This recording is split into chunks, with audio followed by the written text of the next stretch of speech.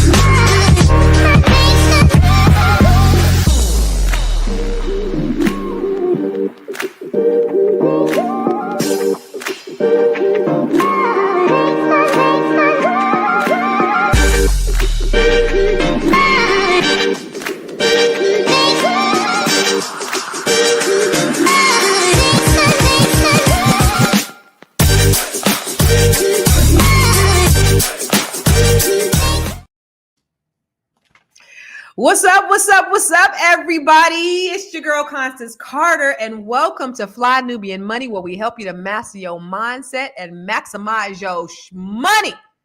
Today, we are tackling a topic that's sparking real tension. This is going to be very, very interesting.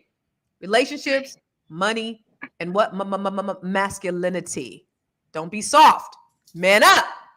A video of two black men debating 50-50 relationships have gone viral. One pays all the bills and shames the other for not doing the same. But what does that really say about expectations in modern relationships?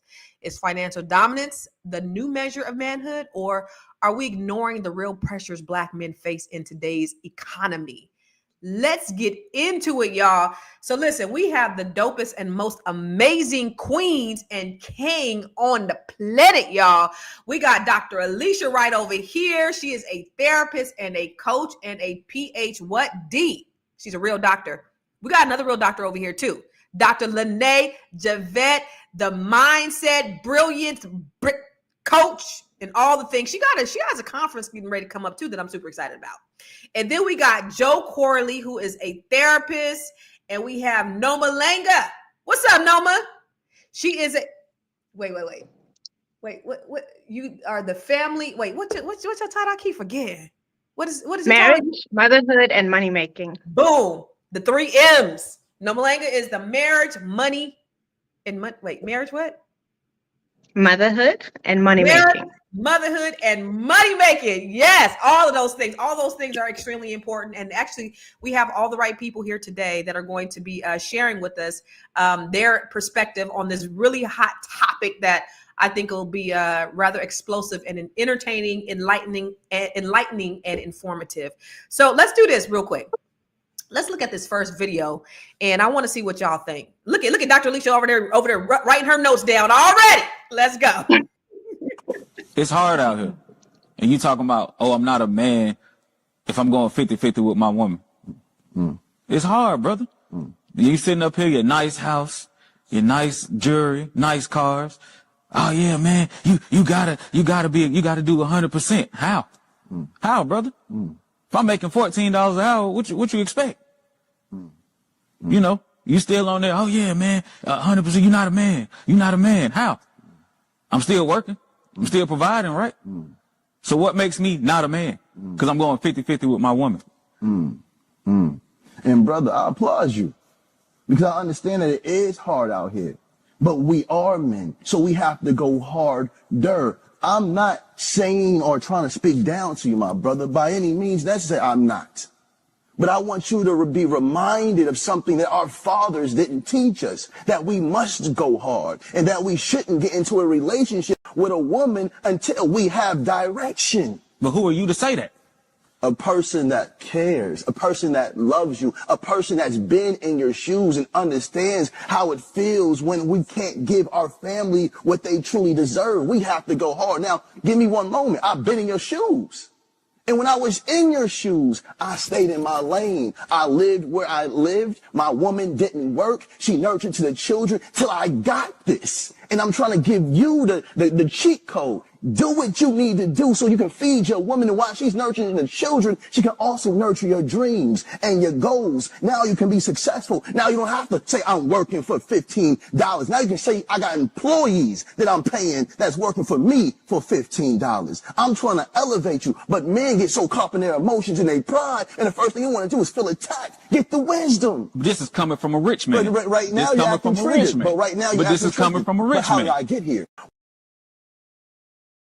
That's interesting. So I'm actually interested in hearing first what the man on the panel has to say about this. Joe, what are your thoughts on what you heard?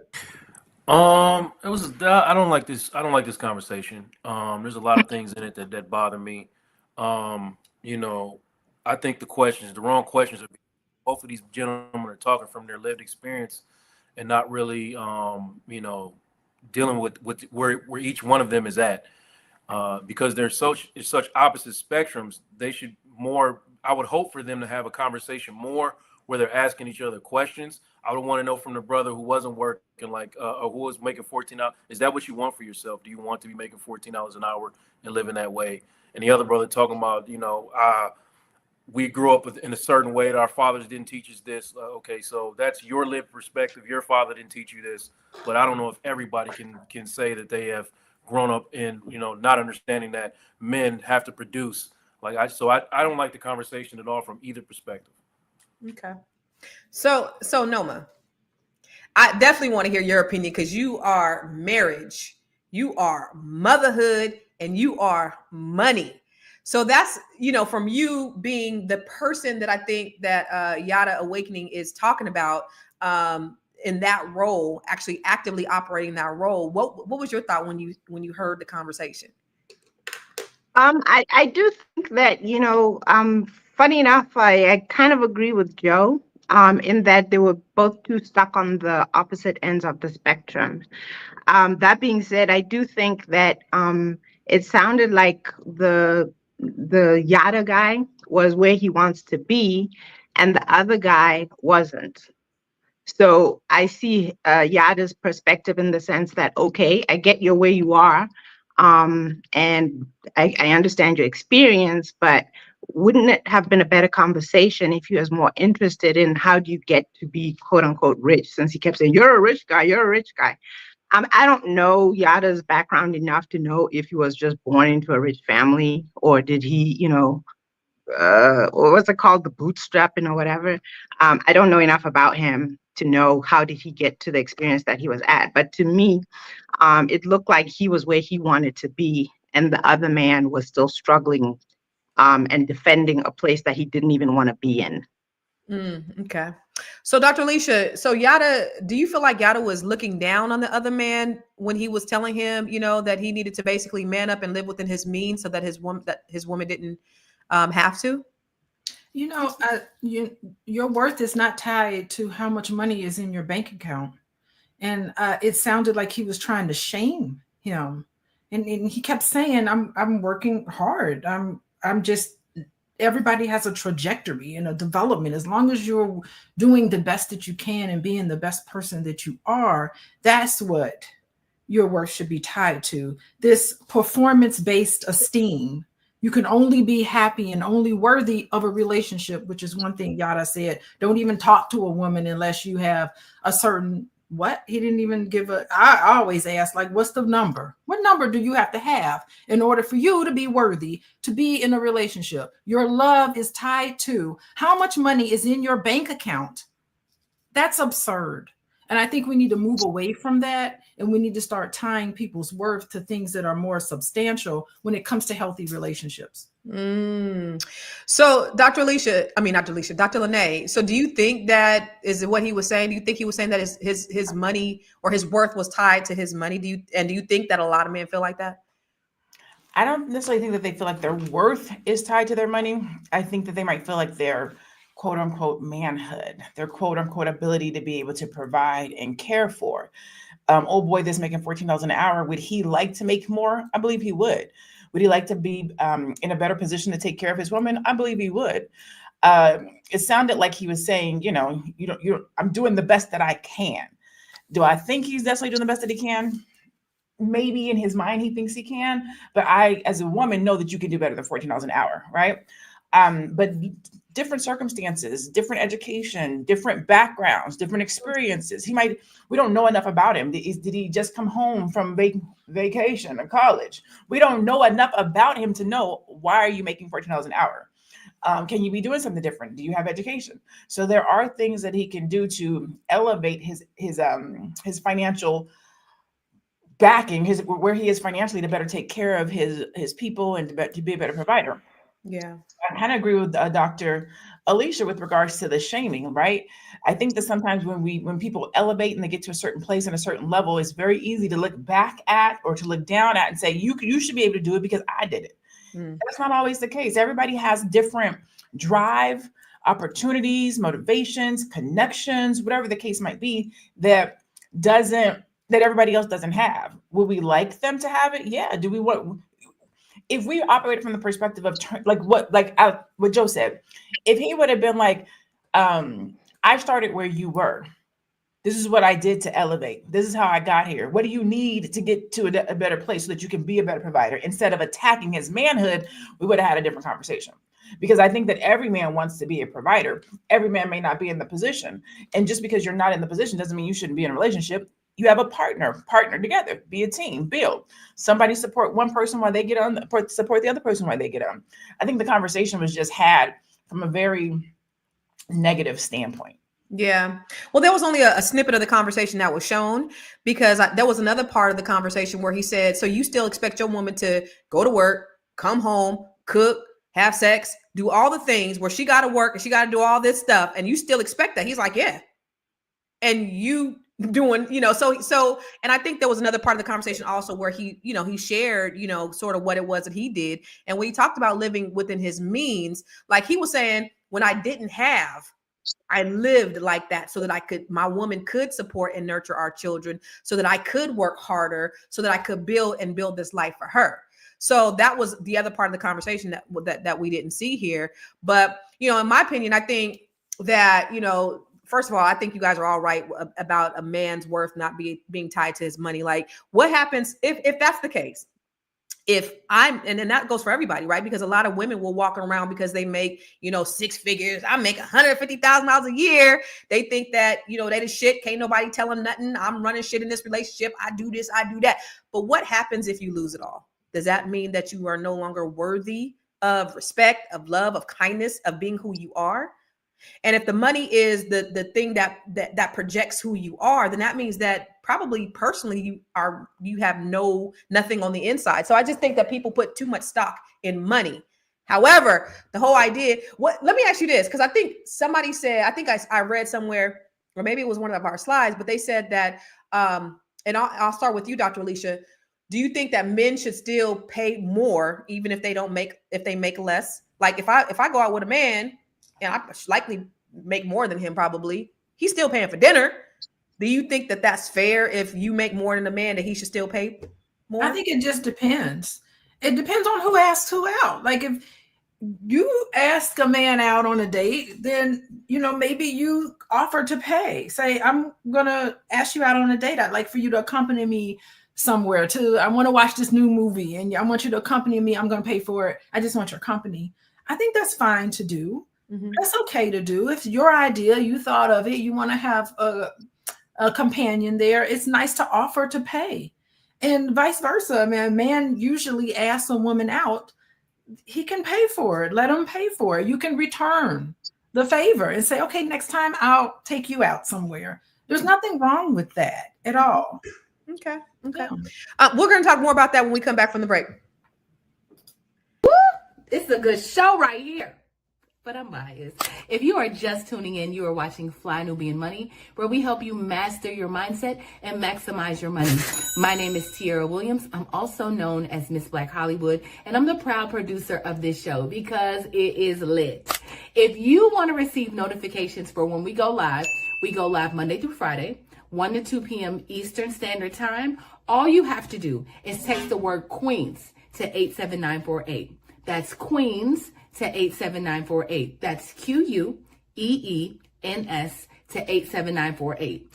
Also, If you want to grow your money and not blow your money, all you have to do is go to flynubianmoney.com. There's all kinds of resources, there's courses, there's free giveaways. There's just no reason to be broke in 2025. All you have to do is go to flynubianmoney.com. Obviously, you don't want to be entertained here. You want to know enough to grow. Wait, I need to put that on a shirt. You got to know to grow. Got to know to grow.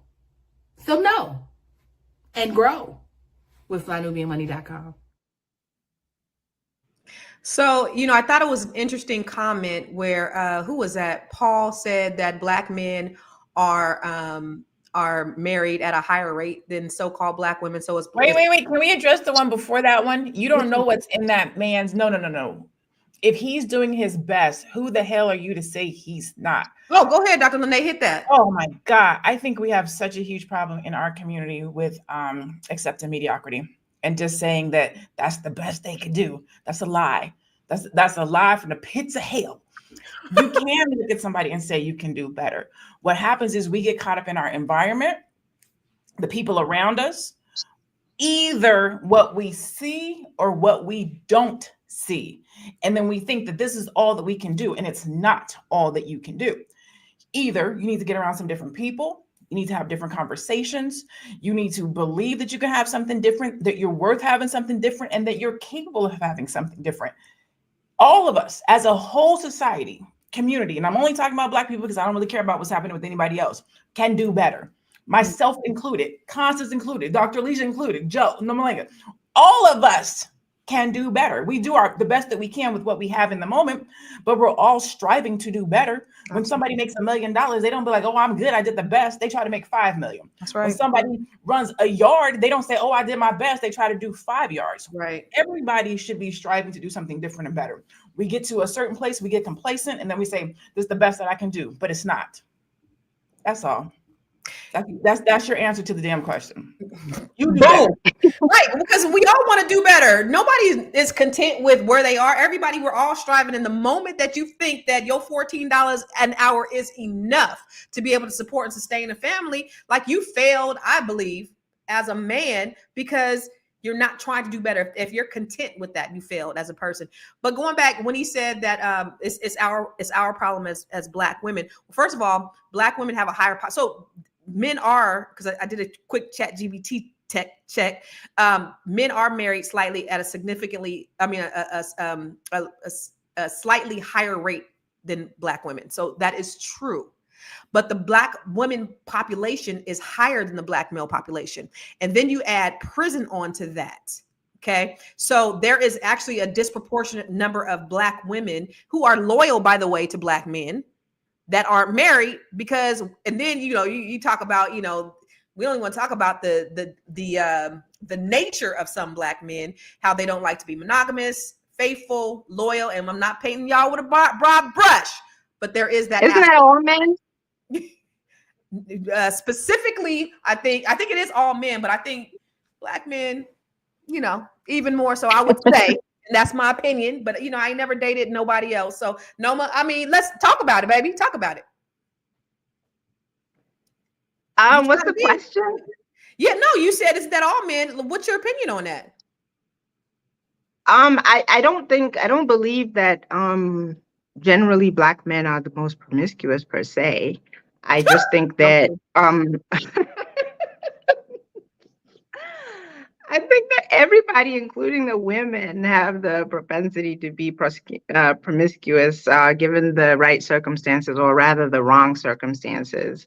I just think that my observation has been that that is something that we put on the forefront.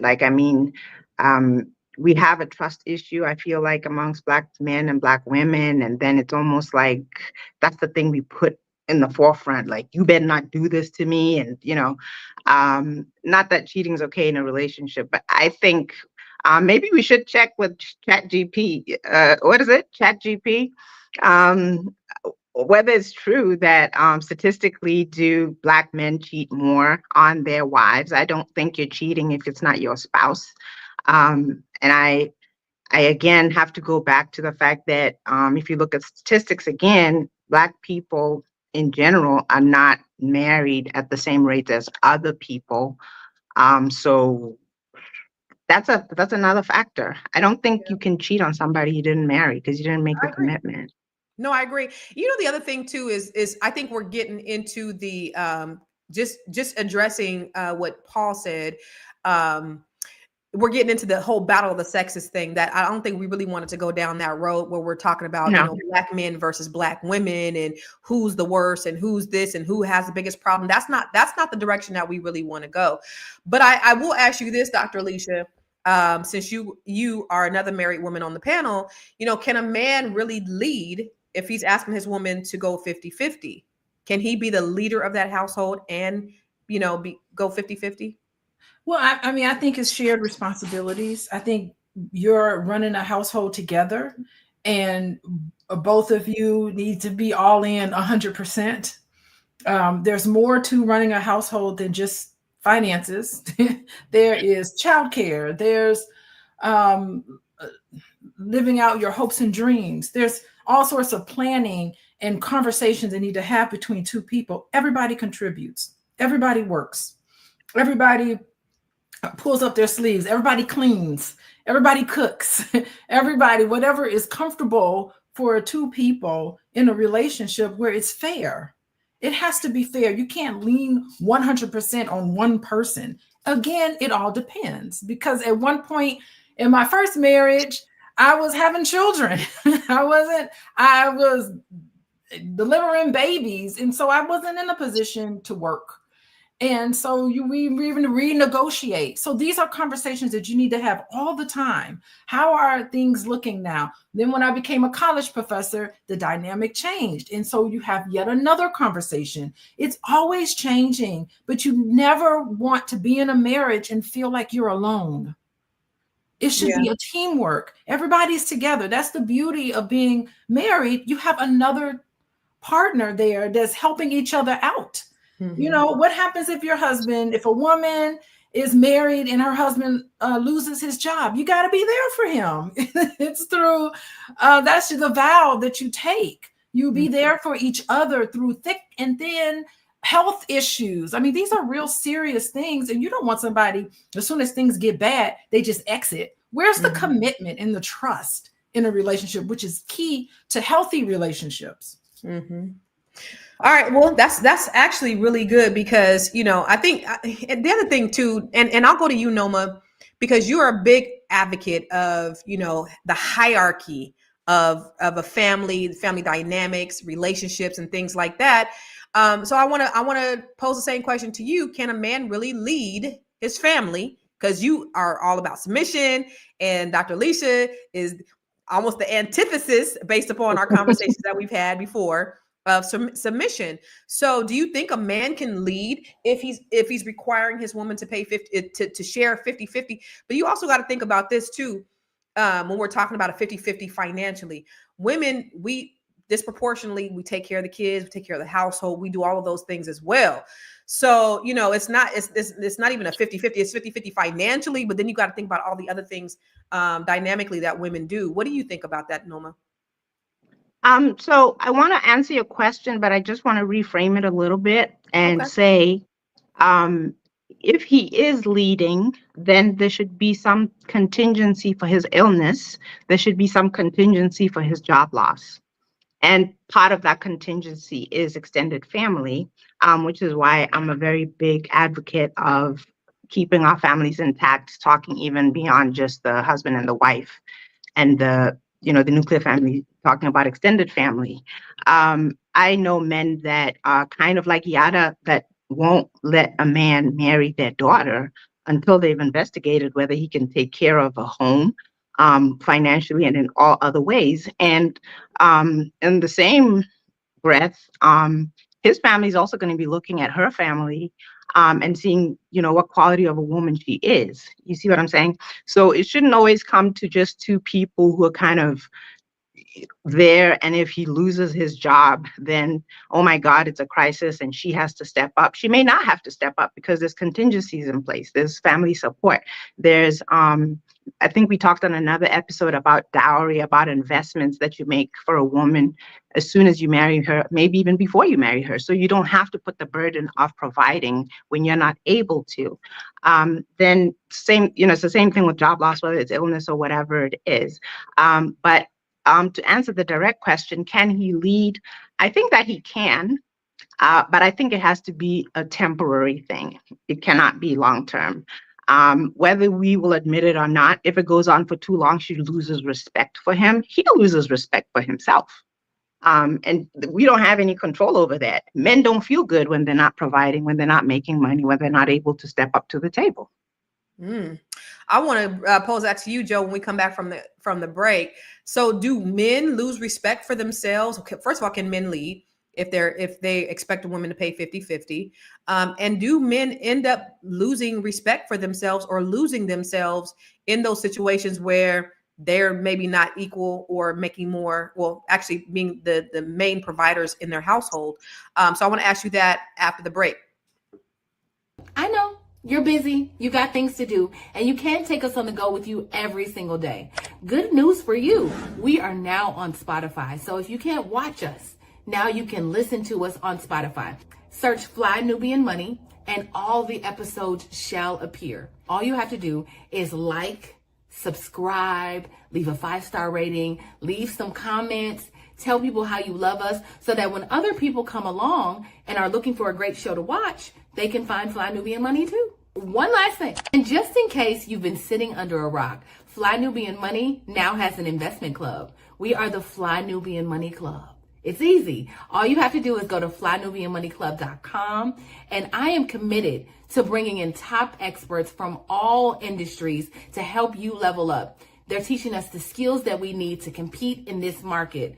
We often say that nobody is coming to save us, not the government, but guess what? We're coming to save us. I'm coming to save you with the Fly Nubian Money Club. So listen, all you have to do again is go to flynubianmoneyclub.com. We have a 30-day free trial set up just for you, just for those people that are struggling. Even if you ain't struggling, you ain't got to struggle. I'm coming. Okay, let me stop playing. I'll see you soon. So I want to go back. I want to throw that over to Joe. What do you think about that? Can men really truly lead if they're not making the money? And then the other thing is, do they feel some kind of way if they don't? It depends on depends on the conversations that are had about leading, right?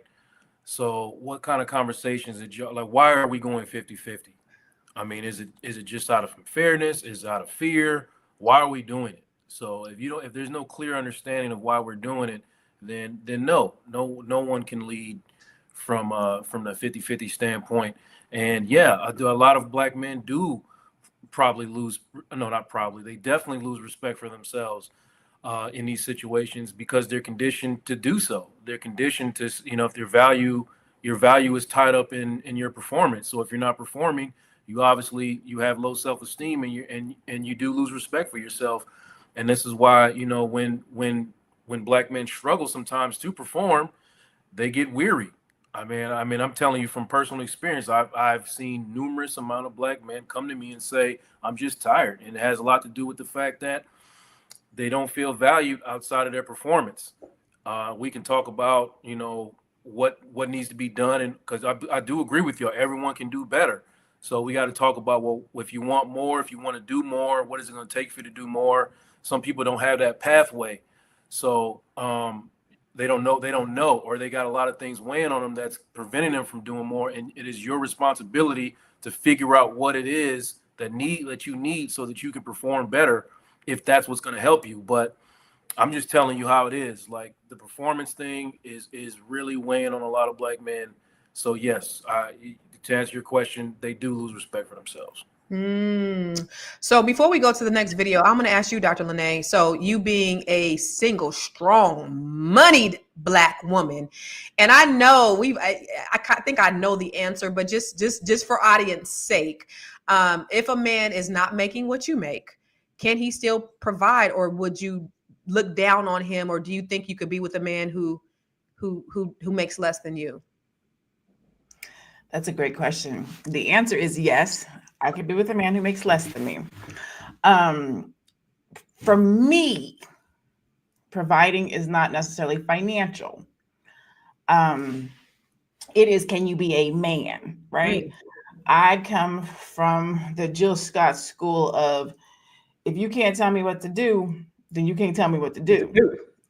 But if you can tell me what to do, then you can tell me what to do. Yes, sir. That's not tied to your money. Mm-hmm. So you can lead me. Can I you just can say, Hold on. Let her sorry, finish that thought real quick. Let her finish that thought. No, that's it. That's it. But if a man can provide financially too, that's bonus on top. I appreciate it. But because I'm good, you know what I'm saying? When we come together, our finances, we because I'm already decent. If he comes in and he's not quite at the same level, together we're still better. I'm better because of him. He's better because of me. And when we come to, you know what I'm saying? Like when it goes in the account, it's all the same. So even if you make it $14 an hour? No, I wouldn't even do it for $14 an hour. So I said less than. Let's clarify. Let's clarify what division means, sis. Less than, which means he's still making six figures, right? Oh, okay. He's just not making the same six figures that I'm making, maybe. Okay, got it. Okay, Noma, go ahead. I was just going to say it's important to add to the conversation that if you're going to be taking this traditional route, it's very important that a woman learns to live within his means. Which I heard Joe say something about, get on the pathway to, being able to be where you want to be. And then it goes back to a previous conversation of saying, if he's not performing, then does that mean he can't have a woman? But there is, a baseline of, if you're not where you need to be, why bring on a woman and, into that struggle of, and then children into that struggle? How about stabilize? Stabilize looks different for different people. And if you're going to get into a relationship or a marriage with a man and you have a rough idea of where he is, can you live within those means? Yeah. And if you cannot, then that's the beginning of your problems. Yeah, that's true. I mean, I met a guy on a dating app and he said he had been on workman's comp since 2020. And we had got off the phone about 30 seconds later because I was like, okay, well, I mean, the conversation is over at this point. But I was like, Negro, I was like, did you start a business in the last 4 years? What have you been doing? Have you say like, he like, I just been, I'm gonna go back though. I said, oh, okay, well, brother, you need to get your life together. You don't need to be on a dating app. So you need to get your ass back to work. But let's go ahead to the next video.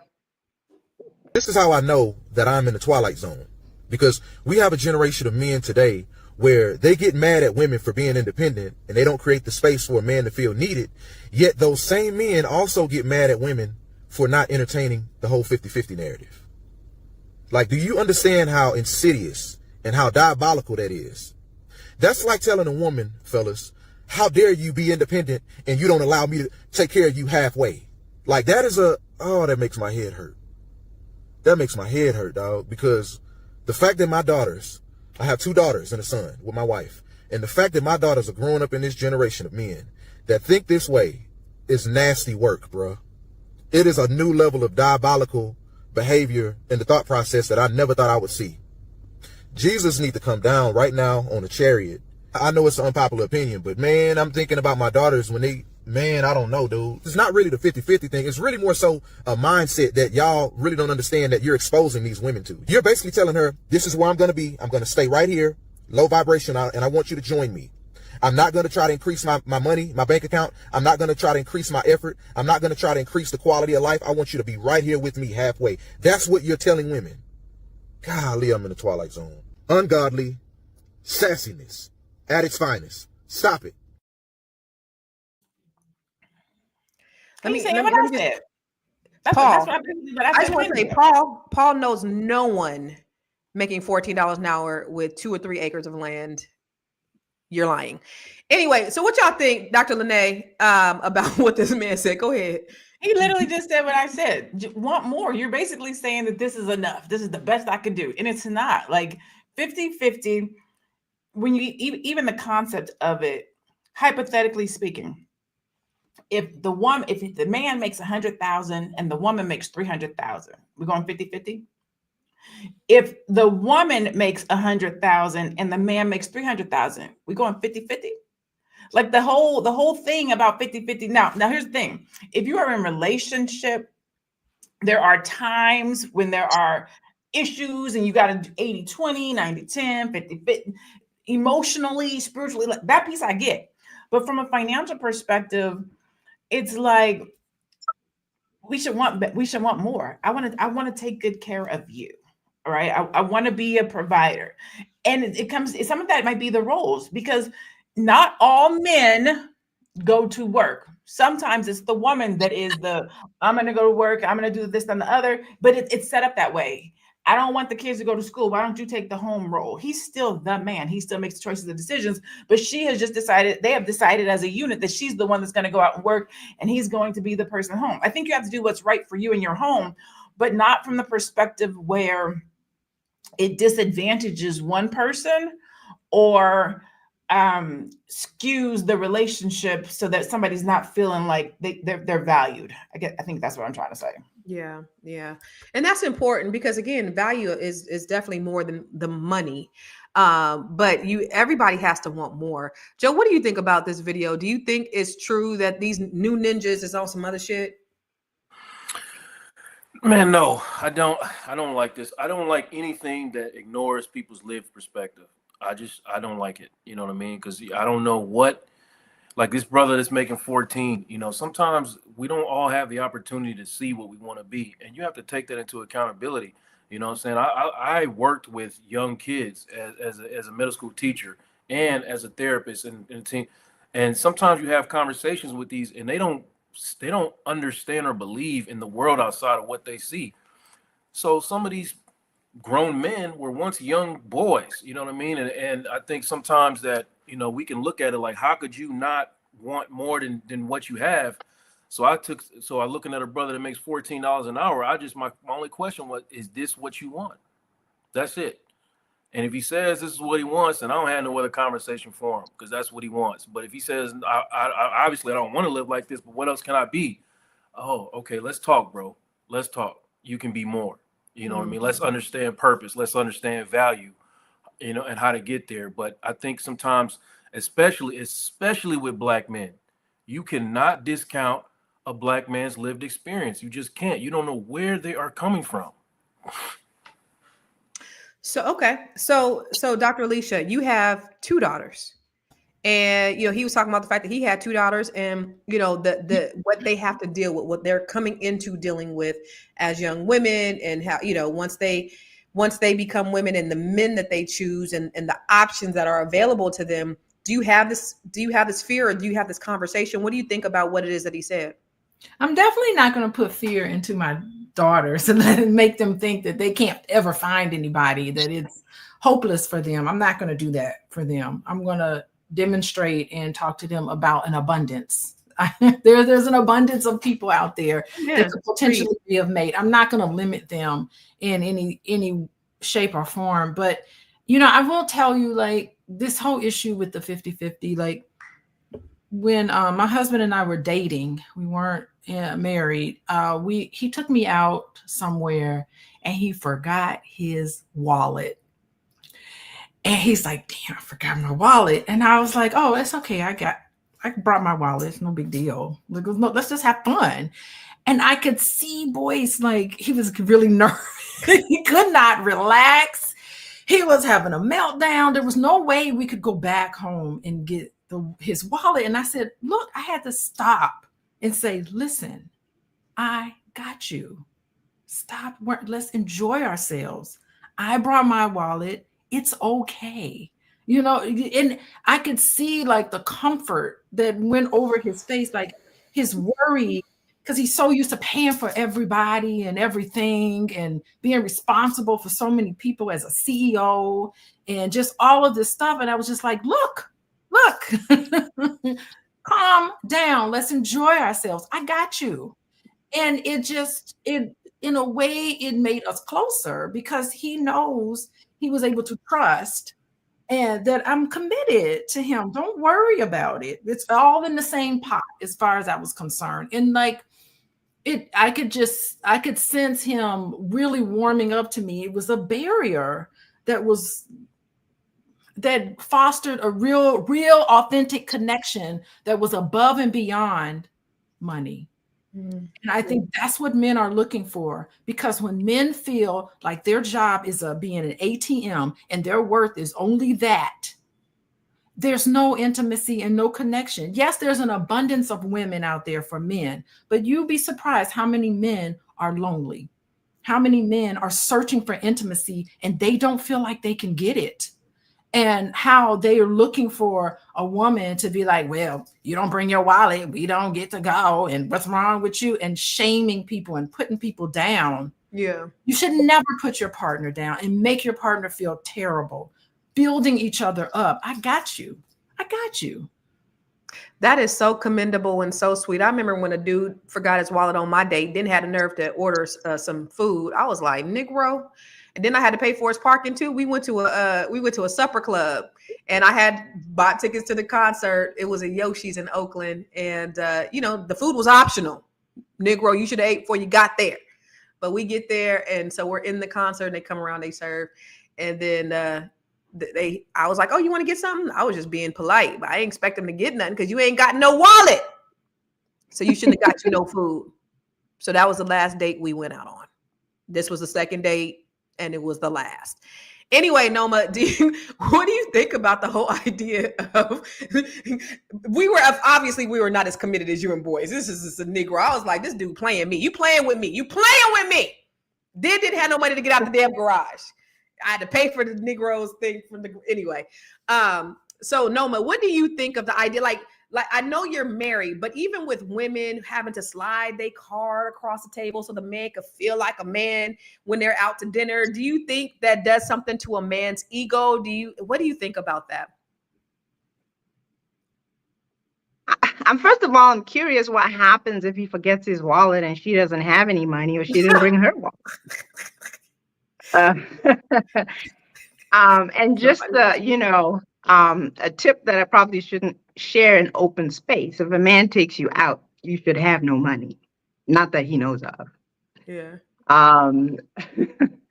But do I think it's okay to slide your card and all that other stuff? I feel like it's emasculating. The kind of men that I know will feel emasculated by you insisting on paying. But that's all else equal, not if he's had a mishap. But again, I've known people who will make other arrangements, talk to the server and say, hey, look, here's my ID. You know me, I'm, so-and-so, and I'll be back on Monday or whatever. They've had a brother or somebody run them their wallet or whatever, because there's no other, because I'm not an option. The paying part, I'm just not an option. So he has to figure it out. But that being said, if you're a married woman, naturally, again, it's the same pot, really. If he forgot the wallet or whatever, and I have the money, I probably got it from him anyway. So, yeah. Let me tell you something. That needs to be the word of the day. I'm not an option. Figure it out, boo. We're going to go to another break. We'll be back. I love it. Are you a Black business owner looking to expand your reach? Well, has Fly Nubian Money got good news for you? We are building a Black business directory to connect you with customers who need your services. And here is the best part. It is absolutely free. Email us at info@realvirtual.net. Send us your business name. Tell us a little bit about what you do, what services you offer, your website address, and your contact information. That's it. Together, we are going to build and circulate the Black dollar. Get listed today and start connecting with people who are probably already looking for you.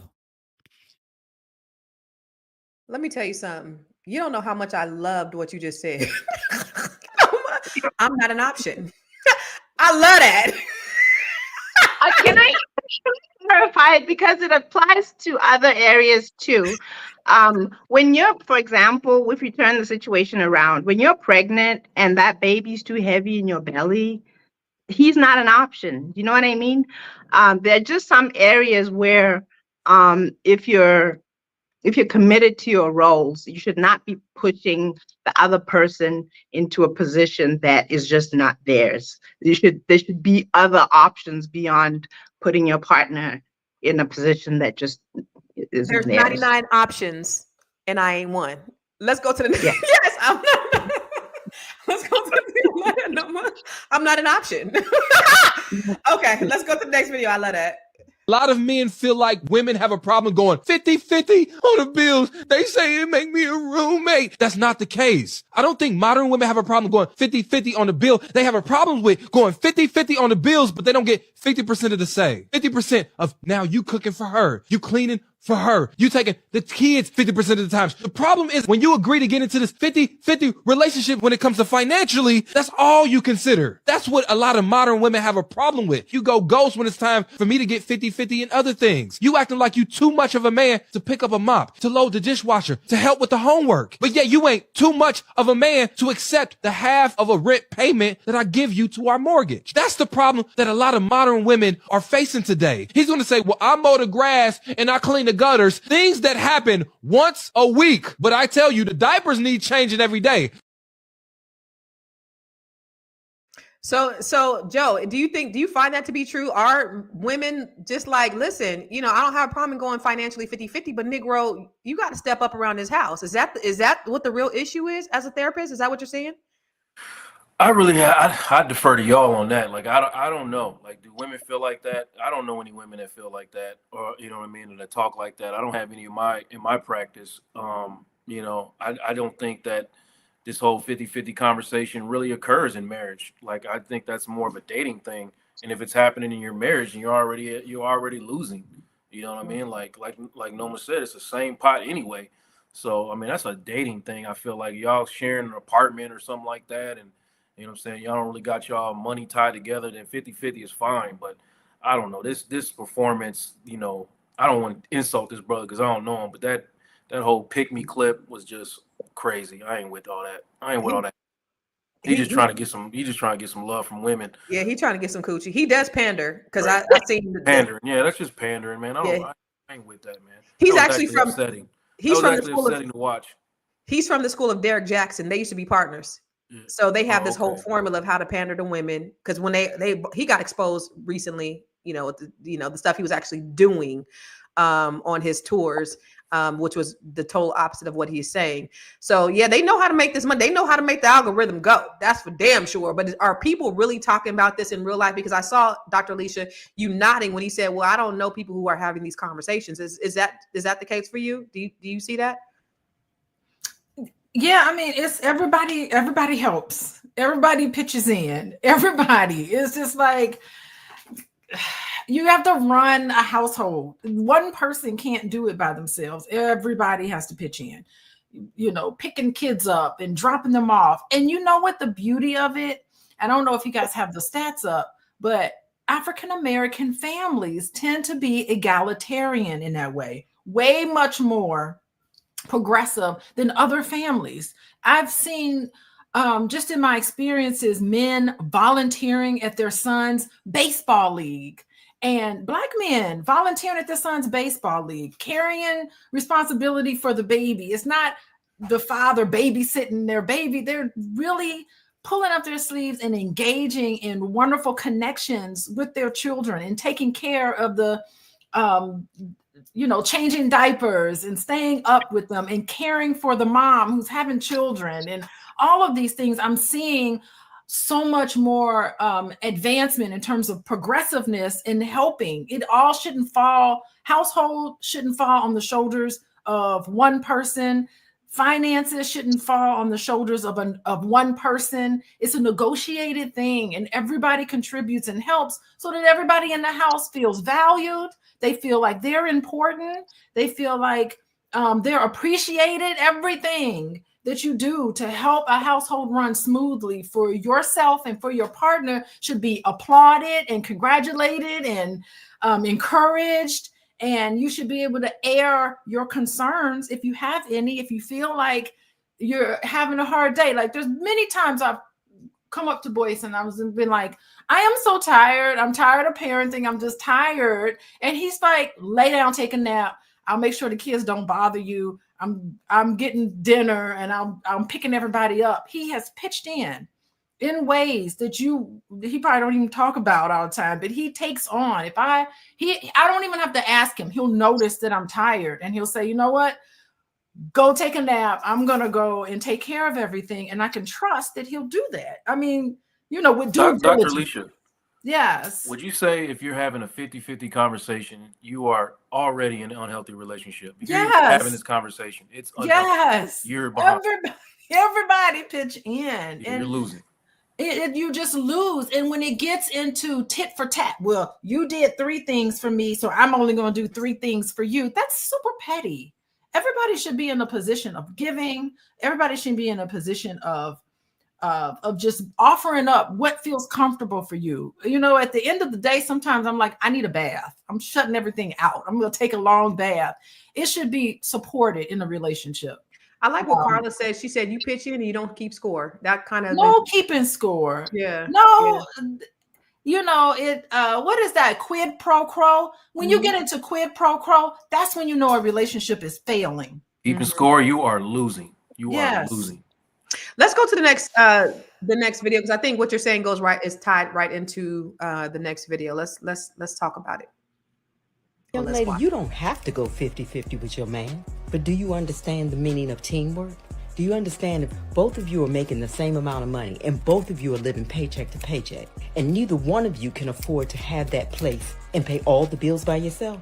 You both have car note and you got a kid together, so you both have childcare that you share. If you're a team, you do what's best for the team, for the family, for the good of all, not just you. You see, just because my man pays just about every bill now does not mean it was always that way. There was a time when we were in your shoes, and 50-50 was the smart thing to do. And even though it was more 60-40, him 60, me 40, it was still the smart thing to do for us. Teamwork. We were building together. We were supporting each other's goals and dreams so we both can make more money. And even when he got laid off, we found a way, because I was determined to have his back like I would expect him to have mine had I got laid off. And that's exactly what happened. I had his back until he found another job, which was in a couple of months, and he had mine when I went back to school, graduated and had a better job, which caused both of our incomes to rise. And that was in the first 3 years of our relationship. We've been together 24 years now. Our family has reaped the benefits of our teamwork. Our daughter and our grandson have watched us and our parents in action, and they know how to work as a team as a result of it. We rise as a team, baby. Be well. So it sounds like the whole conversation, Dr. Lene, of 50-50 is for the struggle love people. It don't sound like it's a conversation that people who are really kind of established are having. What do you think about what she said? Not even established, just people who are trying to build something together, right? So I don't even think it's the struggle. So I think people who are struggling are having the 50-50 conversation, right? Mm-hmm. People who are talking about how do we build from here? What is our future? What is our path? Where are we going? How are we going to get there? They're talking about how do we make it? Like, you're going to maybe this week you got to do 90, I'm going to do 10. I don't even think they're talking about percentages. They're talking about what do we have to do to get to where we got to go? And whatever part this person has to play to do it, that's what we got to do. Sometimes it's going to be imbalanced, but we know what we're working towards and whatever that looks like to get to the goal. First of all, old girl didn't look like a grandma. Black don't crack. When she said her grandson, I was like, dang. Right. But it's partnership. It's teamwork. It's how are we building this thing and where are we going? You got to hold me down because I'm going to go to school. I'm going to hold you down because you're starting your business. And then we get to where we can be so that everybody's role and position can be what it's supposed to be. Yeah. One of the things I will say, as we've been having this conversation, and I'm listening to Noma, and at first I felt like it was a extreme conflict to how we operate and how we think and what we do. But in hindsight, it's just the dynamics and the cultural nuances and differences of where she's located at and how we're taught here in the United States. I wish that we had more of those cultural nuances and beliefs around relationships and roles and provision, things of that. We don't have those things here, right? That's not necessarily how things operate here in the United States. But I think that if we had more of that familial input, familial support, familial guidance, our how we operate in relationship, how we show up, how we support each other, how we look at building would be different. I think that they do that in other demographics because they think about relationship as wealth building, right? It's not just we have some kids with each other and we're gonna go out here and do it. It's when these two families come together, we're going to build something. And whatever it takes to build, that's what we're going to do. It's not 50-50. It's not you take yours and I'm gonna take mine. It's we are a unit. This is where we want to go. I'm with you. I'm gonna put you on my back sometimes. Sometimes I'm gonna get on yours. But together we are going to work to get to where we want to be. And we don't necessarily operate like that here in the United States. And I wish we did more of that. Yeah. I mean, we've been whitewashed, it's been watered down. And then you got to think about all of the cultural misappropriations that have happened to us, throughout the years of just being in this country historically, and the destruction of the Black family with welfare, no man in the home, just all the incarceration rates. There's so many things, so many factors of why we are the way we are. And then, a lot of the households being led by women. It's unfortunate, and I don't think anybody on this panel is having the discussion with people that they're dating or they're married to about 50-50. So I think we all kind of have the same kind of mindset around that. Like I couldn't even imagine having at this stage, meeting somebody and we're having that conversation, because it is about, provision, contribution, and the values. I think, and that's a huge priority of the values. I'm 100% financially responsible for my household from the beginning until now. I get absolutely no support from anyone else. And one of the things that I was just thinking, like, because even now, like I, just with some shit that's going on with now of an asset that I bought for this man, and him not maintaining it or taking care of it. I'm just like, and this is how I was when I was married, because I did make a lot of money. I was like, I don't need you to help me. I don't need you to make my life harder. I don't need you to make my life easier. Just don't make it harder. And it's like, even post the divorce, he's still making my life harder. And it's like, damn, so, I mean, that's a whole nother conversation about just the idea of having to be the breadwinner as a woman, and the things that I've had to go through, and having 100% financial responsibility, and here still, even afterwards, I'm still having to have that type of responsibility is a pain in my mother effing ass if you have to do all that stuff. But let's look at some of the slides statistically on, what that looks like, the whole idea of 50-50. The median income for Black men working full-time is $47,000 compared to $61,000 for white men. 1 in 3 Black men over 25 holds a bachelor's degree or higher, which is actually not bad, 1 in 3, considering. Black men are more likely to be underemployed or working more jobs than our white counterparts. That's interesting. All right. 46% of women say 50-50 feels fair, but only 32% says it feels romantic. Yeah, I mean, it's not that romantic when you got to do everything, come home and do everything too.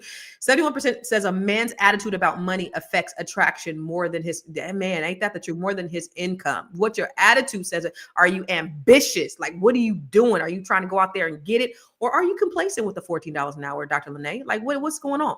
57% of Black women prefer a partner who pays more. That's the interesting slide that I thought, regardless of their own income. So I'm going to ask you that, Dr. Alicia, do you think that's the case? Where Black women, even though they make more, they want the man to pay more? Do you think that's? I know for your household, it's about, we all contribute. But do you think overall, just from what you see in your practice, that Black women, they still, I make more, but you still got to pay more? It's from people that I know, I'm trying to think. Usually the couple makes about the same amount of money.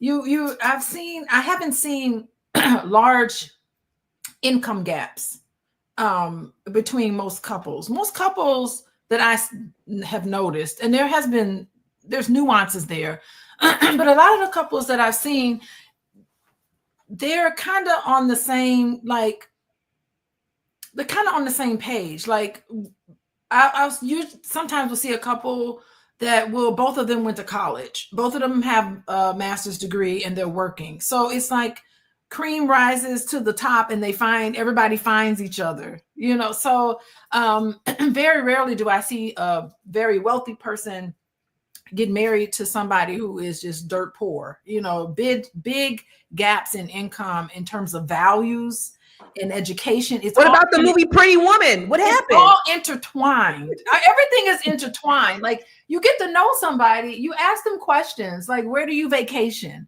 Like, no one's going to tell you about how much money they make when you're dating, but like, even going to the grocery store, looking what's in somebody's refrigerator, you can see how much money they have and what they spend it on.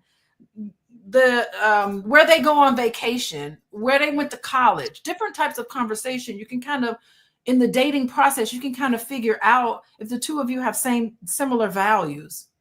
It was so easy, for me. I'm married to a man who has a PhD, so we can bond around how stressful our PhD programs were and what was it like being out at the other end. So I find that people do get together, but finances can still be an issue in marital relationships, but it is an extension of other communication issues, like across the gamut. It's not just a financial thing. It's one of them, but it is how you spend your time. Sexual intimacy is a problem. Like, if communication is a problem in a relationship, it's going to be a problem in how you spend money, how you spend your time, what you do, how to parent children. It all comes out, and the core of that is the communication piece, learning how to be empathetic, how to listen, how not to force somebody to believe the way you believe, being comfortable with differences. So many people just aren't comfortable with another person thinking different from them. I love diversity of opinions and differences. I cherish those things because I don't want another person to be a carbon copy of myself. That's unrealistic. I can tolerate differences of opinions, and I think that is the key across the board to healthy relationships in all areas of your life. Good stuff. Thank you. Let's round this up with your final thoughts. Joe, do you think, so the whole idea of 50-50 with these youngsters coming up, and I don't know if this is more the podcasters that are portraying this, or these, because you're saying these conversations ain't happening in real life. Dr. Leisha's like, these conversations aren't happening in real life, but this is actually what's getting ingrained in the culture. And so my daughter being 25 years old, she's hearing this a lot. And so it may be art imitating life or life imitating art. And people are going to start taking up these opinions of these podcasters. So do you think that, for that next generation, what is that? What are they? Gen Zs? Is that going to be is that going to negatively impact, their relationships as they're growing up? Because they're thinking about these things. They're at the forefront, and let that be your final thought. Yeah, I think they'll learn like every other couple learns, that's able to stick around and have conversations that last. That, if you are really all in with somebody, you're not having these 50-50 conversations. There was a time in my life where, I was young with my wife and we weren't married yet, and we were doing the 50-50 thing. But as time went on, you recognize and learn, it's really not that. So the problem is, Constance, everybody has a podcast, when really they should only be listening to mine. So you tune in tonight and come back to Vulnerability is the New Sexy. And me and Dr. Felice are gonna have a deeper conversation about this. And I want everybody to go to my YouTube and subscribe. I put it in the chat for y'all to go ahead and subscribe to that, because we need to have these conversations. If I sat down with all four of these women, Dr. Alicia, Constance, Dr. Leonoma, I bet I would get a different experience and perspective on how women are supposed to show up in a relationship and how they want a man to show up in a relationship. It would not be identical. It would not be a monolith. Okay. And it's not my job to tell them how to show up inside of a relationship. It's my job to understand their perspective and then explain what my expectations are about how men should show up in a relationship and how women should show up in a relationship. And then it's our job as a collective to determine how much of that is bullshit, fear, and hurt, and how much of it we should actually keep, respect, then we can move forward and have a healthy communicative relationship that reduces negativity and, you know what I mean, and promotes connection. That's what it's all about. Come back tonight and really hear as the two of us and then two other therapists are beating around, two male therapists, two female therapists are really having this conversation and gaining perspective. And then at the end of the month, April 28th and April 30th, me and Dr. Felice are also like doing seminars called Sacred Conversations. I'll get y'all the link so y'all can register and be a part of it. Like, we're really trying to reduce these type of dumbass conversations because they're not keeping us together. And we need to, I say this every time, we need to be together, y'all. The Black family needs to unite and be together if we're going to grow. I can't be battling you, sis. I can't. And you can't be battling me. All right. I understand. I'm not giving you what you need. Help me understand what it is you need. Okay. You're not giving me what I need. I'm dying inside. Listen to me so I can tell you what that is, so you can lift me up and we can be what we need to be. Okay. That's all. That's it. That's all. Love y'all. Y'all look beautiful. All right, good shit, good shit.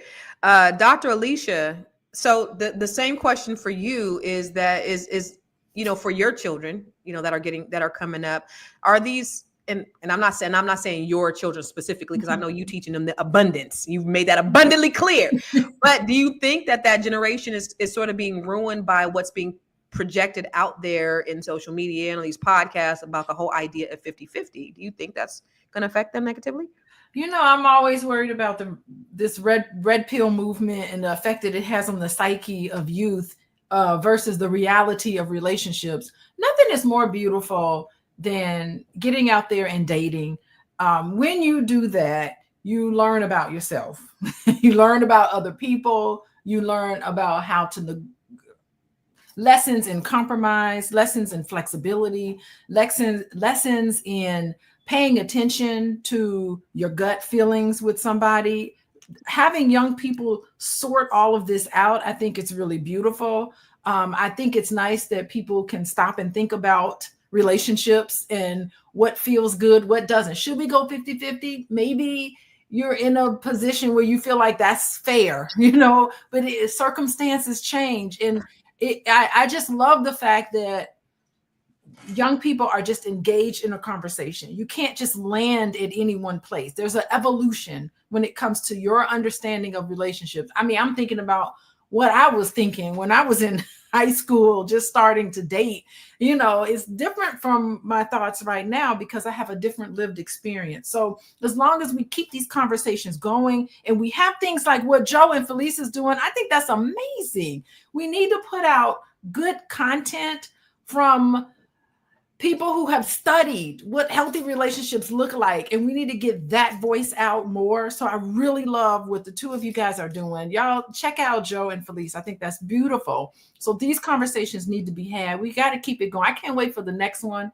I'm Dr. Alicia, and y'all see my website, Coaching with Dr. Alicia. Y'all hit me up if you need to, but there's so many other options out there. And as long as we have compassion toward each other and not what's wrong with you and shaming people, and definitely I don't like the pandering. I'm going to agree with that. The pandering there are a lot of women who pander and men who pander. I do not care for that. Let's keep it real, keep it balanced. And I think those conversations are so important.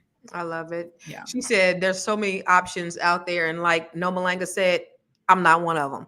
But I do love the idea. That ain't going nowhere. I love that. Too many options out there, and I'm not one. But the fact that Joe and Felice have they're doing this podcast, because I think there is far too many podcasts that are talking about more division, and it's really about the ratings and going viral, those viral moments. But we definitely need more of those podcasts that are talking about what can we do to unify as a people so that we can grow, and that is what's necessary. So for Miss, I'm not an option.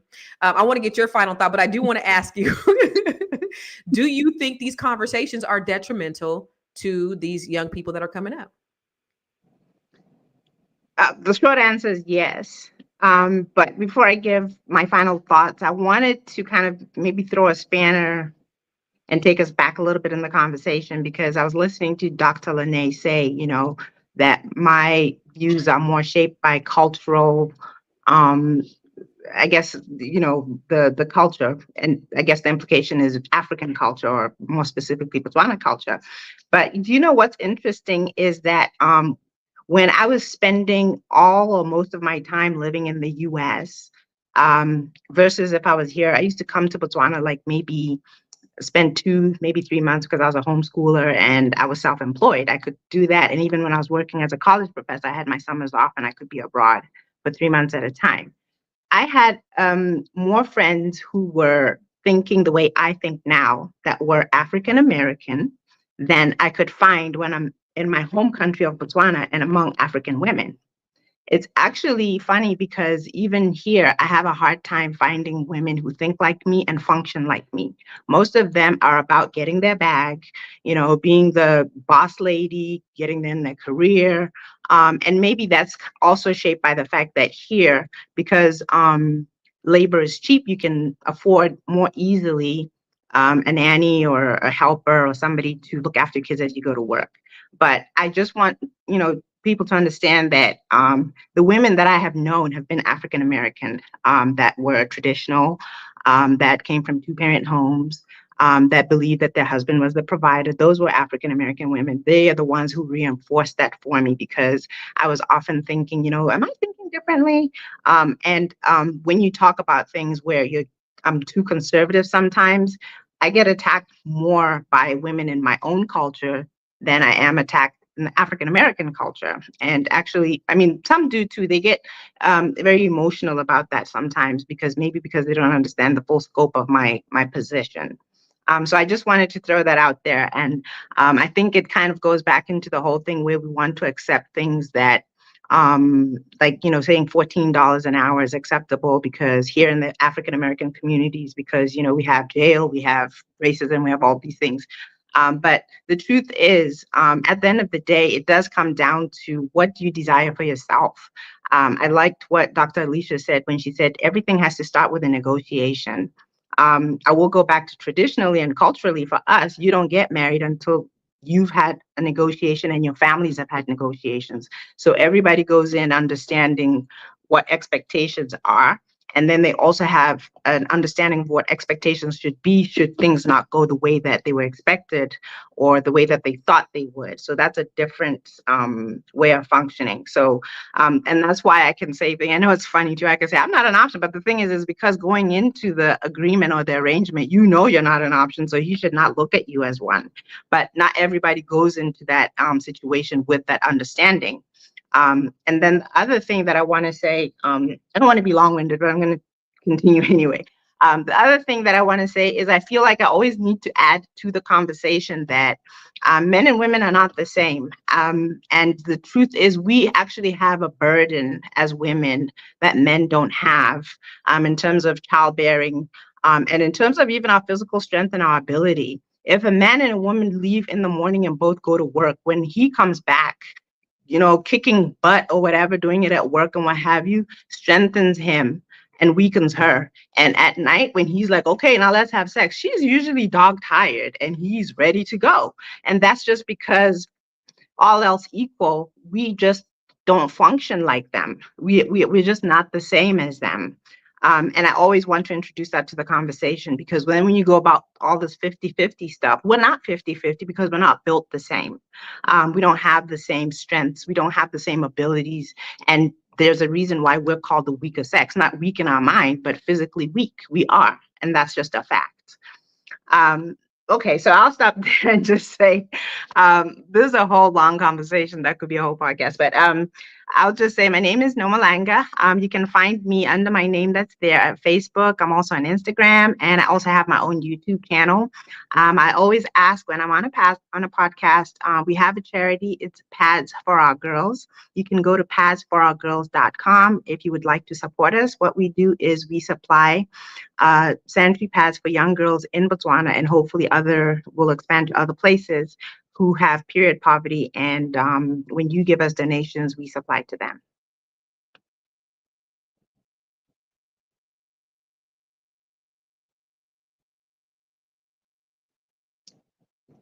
I was saying it real good too. She did. What happened to Dr. Lene? She had to go. She does marriage, money, and motherhood, which is the most important thing. You know, I was looking at, there was this white guy that was actually talking about the whole idea of 50-50 when you were talking, Nomalanka, and he said, you know, I don't want my woman to go 50-50. He was like, you know how hard it is out here being a man. You know, we got to slay dragons. We got to deal with the IRS. We got to deal with this. It's this white guy. He was really funny, but it was really on point. And he was like, you have to have a certain amount of masculine energy. He's like, I want my woman to be soft. I don't want to have to go out there and be hard and do all the stuff that it takes to be a man and to be masculine and make all this money. He was like, I need somebody to come home to and just be soft and let me go out there and be hard. So I thought that was interesting. And I was like, man, he ain't lying. Cause you know what? It is hard being a man. I ain't gonna lie. I've been a man for the last 30 years and it is no freaking fun. I'm tired of being a man. Me and my daughter the other day, we was talking about getting her car fixed. I was like, we shouldn't be doing this shit. We shouldn't be doing this shit. Get a man up in this house. Crazy. And trust me, there's plenty of men who want to be. But anyway, here's the thing, y'all. Wait, is Dr. Lene back? Come on, Dr. Lene. I want you to give your final thought because we're getting ready to get on out of here. What happened? I don't know what just happened, but I have a really just a super simple final thought, and that really is just kind of like what Noma was. I don't even know if it's what Noma was saying because I got kicked out, but it is really to mind your household, right? Mind your relationship. There's a lot of these podcast preachers running around talking about this is what it should be and this is how it should be. They haven't been tested. They haven't been tried. They don't have a relationship to boot. But people are out here some people are out here doing the best that they can. If you want more, do more. I saw a post, somebody said it. So if if a man is doing $450K a year and he's happy, that's not enough. If that's enough for him, then it is enough for him. But for somebody else, it's not. So you really have to be in control of what makes you happy, where you want to go, what you want out of your life, out of your relationships, and for your family. You can't get online looking to what somebody else is talking about, what somebody else is saying, and then measure yourself to that. You know what's good for you. You know what's good for yourself and your family. You know the type of legacy that you want to leave behind. If it's 50-50 for you and yours and that works, then that's what it is. If it's not, then it's not. But what we should be doing is thinking about legacy as a whole, not just for ourselves and our household, but for the community in general. Most men, if they're honest, would say that they want their daughters to be taken care of. So we need to raise young men to be providers and taker carers, right? Most women would say that they want to be taken care of. So we need to support our men in being in position to take care of. We have to work as a team. We have to come together and be a community. And whatever that looks like it means for you and yours is what you should apply. That's basically what I wanted to say. I have been fortunate enough to do what I do and make the money that I make. But the gentleman that I'm seeing, he does make more than me. And I'm always, trying to do things for him because he is the provider. He is the person who's always taking care of everybody else. So when we go out to dinner, sometimes I'll go to the bathroom and be like, hey, I'm going to get the bill. And so when the bill comes and it's paid, he's like, wait, you were supposed to do that. But it makes me feel good to take care of him because he takes care of so many other people. And there's nothing wrong with that. Like you have to be a team, right? And so that literally is my final thought. I'm Dr. Lene Javette. And I love Black people. I love Black family. I love Black relationship. I love Black love. Yes. And I just hate the state that we're in right now. And so anything, all the time, whenever I have something, I can do something to increase that. I always like to.